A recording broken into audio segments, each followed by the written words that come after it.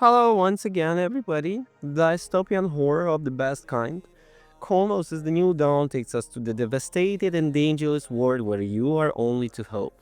There's something about doing and what you can, what you know, and what is in your blood. And the Polish developer, the Bluebird team, has in recent years established itself a name to watch when it comes to horror and terrifying things. A few years ago, they had a decent success with The Medium, and last year they released the smashing Silent Hill 2 remake. With that, their name was established. This year they are back with something new, something unique, and something incredibly atmospheric.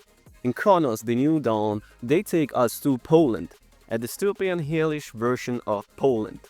It's bleak, pale, lifeless, colorless, and distorted.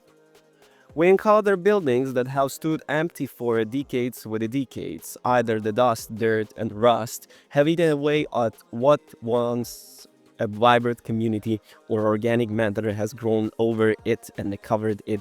Twisted bodies that make it look like you're walking inside a body consumed by plague and cholera. And genre-wise, that's delicious. We take one of the role of a traveler. Who you are is irrelevant. You are a faceless being in a diving suit with a dominating hand that hides who you are. You are one of many. Many came before you and many will come after you, and there are traces you find whenever you go. Your job is to diffuse the slowly, one step at a time. You enter into the dark and gloomy world where every sound is sign that you are not actually alone. The goal is to extract the essence of people who died in the past, before the event that destroyed the world. Kronos' New Dawn is cold, dank, and disgusting. We encounter the ruined remains of the Eastern Bloc country, marked by brutalism and decades-old ideas about the science fiction.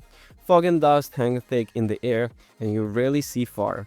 You navigate everything from open areas wherever anything can come out of the haze to narrow corridors with worn doors that could hide something monstrous behind every corner. They are rarely there, but they are the suddenly there. They are too close and too soon. The game runs steadily on the principle that less is more. For the most part, you wander throughout the biting, unreliable atmosphere. You hear sounds, whistling sounds, hissing sounds, the gurgling of someone or something choking on itself, and above you, the dark music presents in gloomy dark drones then eat the entire soundscape that press you down into the what would have mud if life hadn't disappeared and the only thing left was the sand.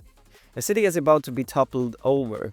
Monsters and a few but deadly, suddenly expectedly and rarely in overwhelming numbers, they are upon you. Developers have taken no small amount of inspiration from the genre classical Resident Evil 4 here. You have to aim before you can shoot. You can't run and aim at the same time, and even throughout the pace is slow, things can be very quickly. Your biggest challenge is your inventory and the constant lack of the resources. Everything takes up the space. Every weapon takes up space. If you have a pair of pilers to cut the chains, it takes its space. Ammo takes up the space. Fuel and the flamethrower takes the space. If it's something valuable that you can sell for money, it takes also space. So everything takes up the space, but you always have too little. Sometimes you have to make horrible choices where you have to put down ammo in order to get something else. And this can be the type of the choice that makes the next hour unbearably difficult. But it is what it is. And this situation, the game will show in its best. Even if you try to think you have a good start point, the game can send more bestial monsters your way. Maybe you miss a shot, maybe you have to reload suddenly, or you douse the enemies in flames, only to discover you used the important resource too early. More are on the way. Small decisions matter a lot, and there is a heavy tactical element to the game. There is always a roam, nothing is impossible, even if you are standing there with a half magazine and facing the worst you have ever faced. So you search throughout everything, just get some stray bullets. Maybe you find one, maybe you find two, maybe you find couple of the bullets, but that's okay. Maybe your lifeline is red and you should use the resources there. The fight for resources is constant, and it's all about holding on to what you have long enough to get to a safe room when you can store, hopefully stockpile some ammo and upgrade your gear. What I like most about the Cronos, the New Dawn, is that it gives you a sense of being constant danger, more than it actually puts you in a danger. The game is accessible, and if you are extremely skilled at this type of game, you'll enjoy the good atmosphere most of all. For everyone else, it's a fight for survival, but not an impossible one. You get throughout the most encounters with the enemies, but you without missing one too many bullets, or taking one too many blows right after you bought the used some medicine you threw out would keep you alive for a long time. The Bluebird team has made some smart choices to achieve this. For example, the weapon can be fired in two ways. Press the button for a single shot or hold it down for a more powerful shot.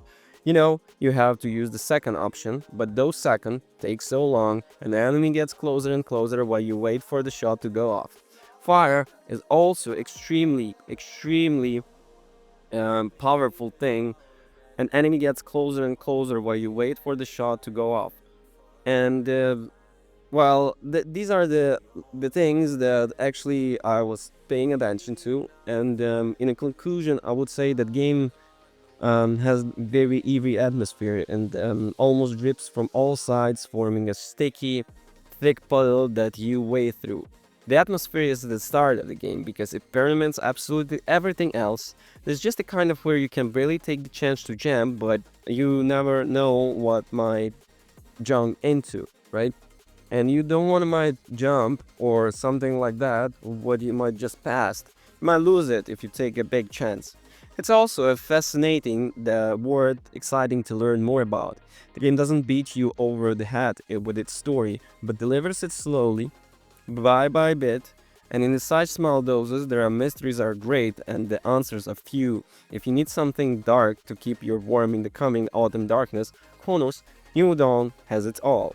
Here, you find a desperate hunt for something to kill enemies with, disgusting organic forms that eat up everything around them, twisted monsters that were once human, and the tragic fates that you can only see the traces of. And thank you for watching. Don't forget to rate, comment, and subscribe. Peace.